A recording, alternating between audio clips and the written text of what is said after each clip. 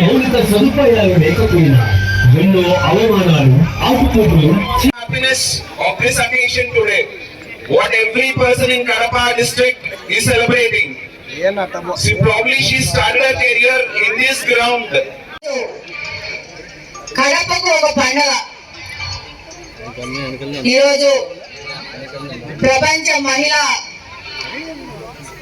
Cricket cup సాధించి అందులో మన కడప జిల్లాకు భాగస్వామ్యాన్ని చేకూర్చి మనలందరినీ తలెత్తుకొని గర్వంగా మనమందరూ భావించే విధంగా ఈరోజు శ్రీచరణికి శుభాభినందనలు తెలియజేసుకుంటాను. మొదటిగా ఒక చిన్న ఇందాకే అడిగాను, అంటే చాలా వేరుగా ఈ అవకాశం వస్తుంది, వరల్డ్ కప్ గెలిచిన తర్వాత మీ ఫీలింగ్ ఎలా ఉంటుంది అని చెప్పేసి ఎవరు చెప్పలేరు.